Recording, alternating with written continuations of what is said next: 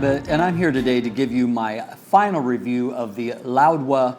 This is the 105mm smooth trans focus. It's an f2 or a T3.2 lens. And if you want to know what that's all about, the breakdown of the two apertures that are part of this, as well as the APD element that makes it a very unique lens, take a look at this first segment here, where I look at the build quality, the design, the handling of the lens, and also give you a breakdown on how it works.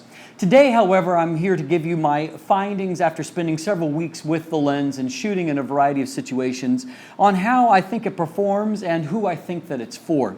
So first of all, as I've already detailed, this is a manual focus only lens, and it is all metal construction. It has a very nice quality feel and a nice moving manual focus ring, as I've detailed, and it has both a traditional aperture with f-stops that the aperture ring moves nicely, has nice detents at every full stop. But then it also has a secondary ring that is the smooth trans focus ring, and it starts at a t-stop of 3.2, and then it is a clickless aperture. It moves just gliding to a maximum of t-stop 8, and so it gives you a secondary position for where the aperture iris falls, and thus it gives you a different kind of control. So obviously, if you're going to shoot video, this is a nice lens because it does allow you to do aperture racking from that, at least within that range of 3.2 to T8. It also is nice in the sense it has a great manual focus ring and very easy to use for that. It has a lot of play and throw, and so as far as the build goes, it's a very nicely operational lens. If you'll look at a link to my written review down below, I kind of do a little bit of critiquing of things that just kind of little minor nitpicky things. And so if you want kind of the detail, if you're really serious about this lens, take a look at my written review, and it gives me a little more time to elaborate on things like that.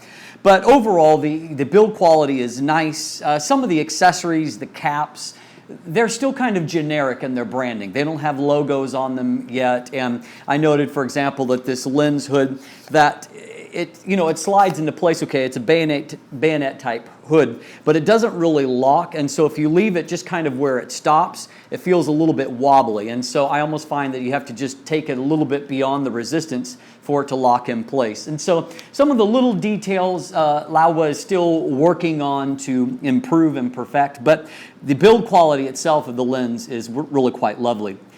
Now we're going to take a moment and break down the image quality, because this lens really has the capability of producing some stunningly nice images. So let's pause for a moment and take a look at that.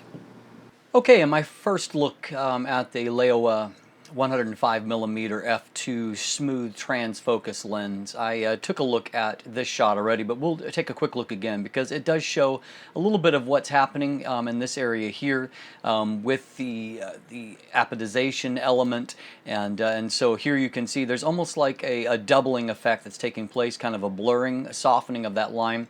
Now, as I mentioned in that first look video, I'm not so crazy about the effect when it comes to this type of thing where there's a bright light source, but at the same time you can also see that it's a really clean interior of the bokeh highlight, and so there's a lot of good there also.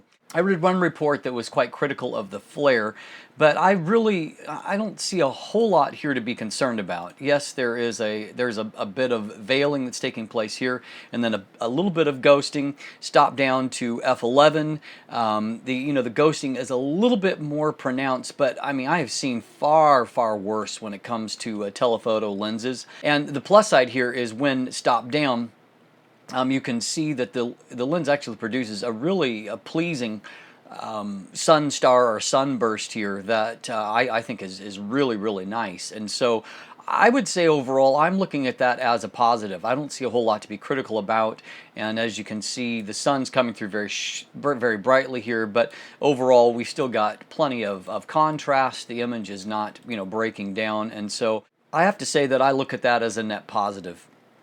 Overall here, I wanted to just take a look, and this is at f2, and So once again, you see kind of the payoff in the real world. We're going to look at a number of bokeh images here.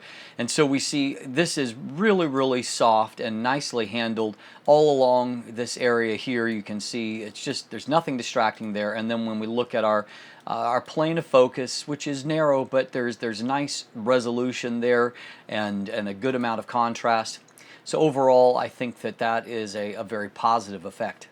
I wanted to come indoors and give you a look at kind of an indoor image. This is in a church, and so you can see, again, once again, our plane of focus. It's narrow, but it's nice and sharp, what you would like. Those of you that might, want to be using this lens, say, for a wedding ceremony or something like that, you can see, again, how the lens just really moves nicely to defocus. I don't see anything distracting there along the way, and so I really think that the overall bokeh rendering from the lens is quite nice.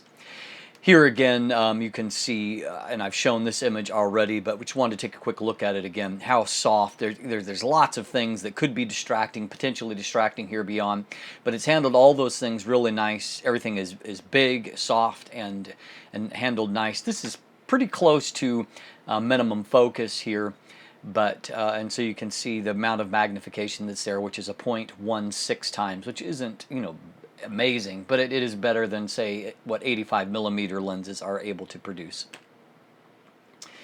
This image here, again, pretty close to minimum focus, so it shows you with something you might be familiar with, the kind of reproduction value. But I wanted to share this image in that, for example, this here is actually a foreground item. I was shooting down low and past some dandelions that were sticking up. And so you can see that it's done quite a good job with both the foreground blur and then, of course, the background is really blown out. And again, our subject here, wide open, has got a lot of texture information, and also it's handling the contrast here quite well. You can see in this transition area there's not really any chromatic aberrations at all, and so that's a very nice result there.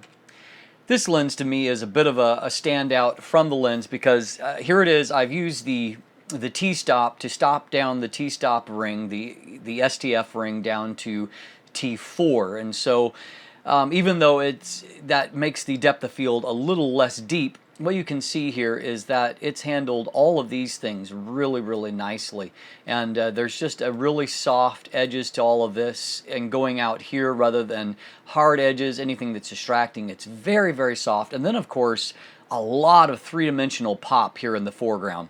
Here we've got also some foreground areas that I've intentionally included, and so we can see there's a little bit more lining here in the foreground. Of course, it's much closer to the camera as compared to the background, but look at this area here of the plane of focus. Number one, lots of sharpness, contrast, and resolution at this T-stop value. That's excellent right there. But I really love the three-dimensional quality here, where you really feel the depth of the image, and that is a very admirable quality that not every lens, even sharp lenses, are able to produce. Now here, this is with the wide open look, and so I wanted, again, this shows some of that dimensionality where the image has depth and the subject seems to be kind of popping out towards the viewer. This doesn't necessarily blow my mind, but I find that these are really, really hard subjects to render, and I've shot these flowers. This is on a spirea plant. I've shot these with a number of lenses, and I find them always to be kind of a challenging subject to deal with. But then I did want to show that if you stop down the T-stop here, and so there's the F2, or which is T3.2, and now I've gone down to a T4 value. So you can see that we've lost a little bit of that subject isolation. It's not quite as blurred out, but at the same time we also find that there's increased resolution here on the subject, and so you may find that a sufficient trade-off in that situation. I wanted to look at distances beyond kind of closer medium distances, and so once again I've intentionally created kind of a challenging situation where I've put items in the foreground to where we've got to create bokeh. And so here, I'm approximately 80 to 100 feet from the subject here. And so, here you can see the telephoto compression that's bringing that closer, but it makes for a nice, kind of automatic frame here. And so here, this is all handled quite well. There's a little bit of a hard edge here, and that's not the lens's fault. It's because of the day it was. I've pulled down to try to bring back some of the blue in the sky. I've actually pulled down the luminosity of the blue channel, and so that's created a little bit of that, and I could eliminate that in post or go about this in some other way. But I did want to kind of point out the nice color here. Then if we look at our subject, and you can see that it really has held up fairly well. I can see just a wee bit of haze there, so it doesn't have the micro contrast of, say, like the Zeiss Milvus 85 millimeter at this wide open distance, but still, obviously, that's a very crisp, credible looking result, and it's handled this foreground challenge, I believe, quite well. Here again, this is wide open, and so I'm wanting again to look at kind of infinity subjects. And so as we look out here, we can see that there's a nice bit of resolution on these textures. I do find that there is, in this foreground, I find that some of these that are a bit defocused, kind of in this transition area, I find just a little bit of busyness there in that transition zone in the foreground, but then again, that is a challenging thing to handle. As we look to the distance, obviously the depth of field isn't necessarily extending quite this far, but overall I think that resolution is quite good. And if we look across the frame, I'm going to take it again slowly. So let's look across at these textures.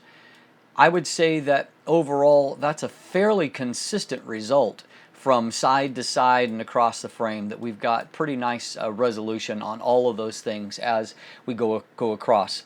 Now, portraits. This is a big deal for a lens like this, and I wanted to do some portrait series as a part of the review to show you what the lens is capable of.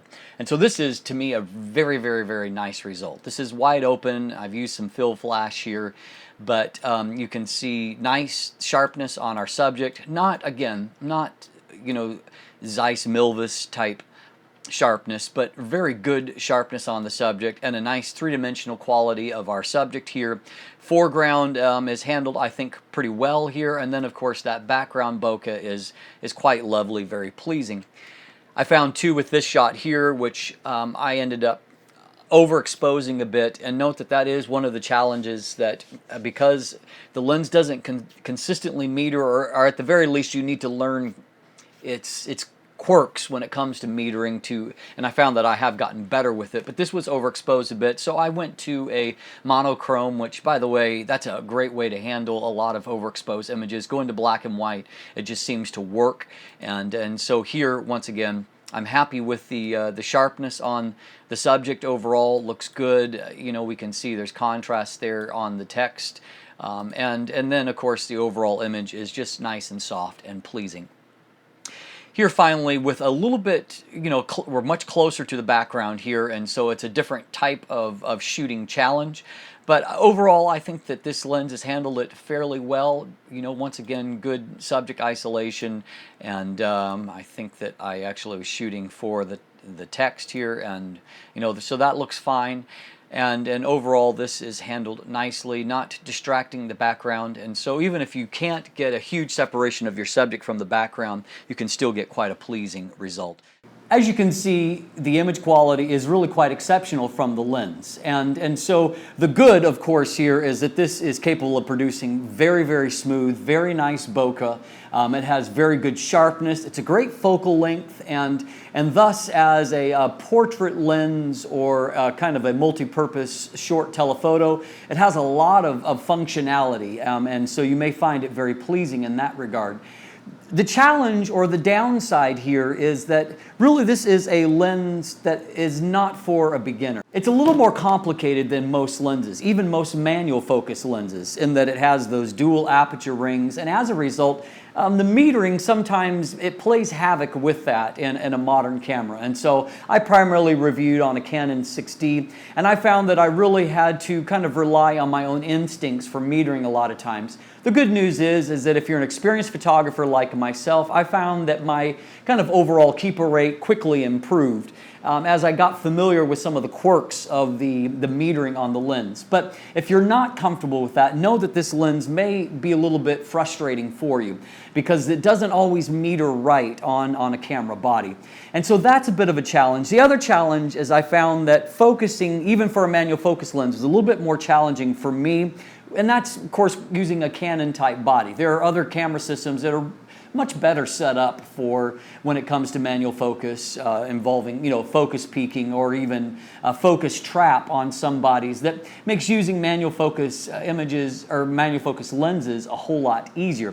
But even so, with using the EGS focus screen, which for most manual focus lenses works quite nicely for me, I found that due to the viewfinder being a bit dimmer, and that's because of that optical formula, those aperture rings, and thus the T-stop, the amount of light transmission is less than what a typical f2 lens would be. The downside of that is that the viewfinder is darker in my body. I also found that after some playing with the lens that my success rate through the viewfinder, which is honestly, that's my preferred way of shooting. I find it to be a very organic process, watching things come into focus, with the focus screen that shows true depth of field. I don't really prefer the whole, using live view and magnifying type process. It's just, to me, it's not my natural way of shooting, and so it's not my preferred way. And so, that being said, I did pretty well at close to medium distances. I found that at medium to infinity, that I had a bit more of a challenge. For one thing, and that's not unusual for this lens, but it's somewhat typical, but the infinity comes actually before you get to the hard infinity stop on the focus ring.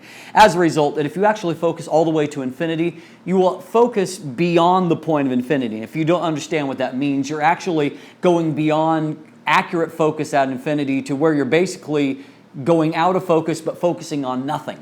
And so you have to watch for that. You can't just twist the ring all the way to infinity focus. If you do so, you're not going to be happy with the results. So if you're shooting at medium to long range, landscape or whatever, I do recommend that you switch to live view, particularly on a Canon or Nikon body. You switch to live view, you magnify the image and make sure that critical focus is nailed. It's not my favorite way to do things, but you're going to be happier with the results if you use that method. So overall, there are some additional challenges in using this lens, and so I detail a bit more of that also in the written review. But the trade-off is that if you're willing to deal with those challenges, if you're capable of dealing with those challenges, you will have a lens that has a very nice build and also produces some very stunningly good images, including the ability to produce great bokeh and a nice three-dimensional effect to a lot of images. And so, for this new company, Venus Optics out of China, they started by making manual focus macro lenses and some unique lenses there. And so this is the first non-macro lens from them, but it really is a compelling option. And as I noted in the last review, the two other lenses that are on the market that use an APD filter, kind of in a similar way, or APD element, I should say, both of them are running pretty much double the price of this. And so it's a nice value for the money if it suits your purposes. Take a look also down below at an image gallery and many more images there to look at. If you haven't already, please subscribe. Thanks for watching today. Have a great day.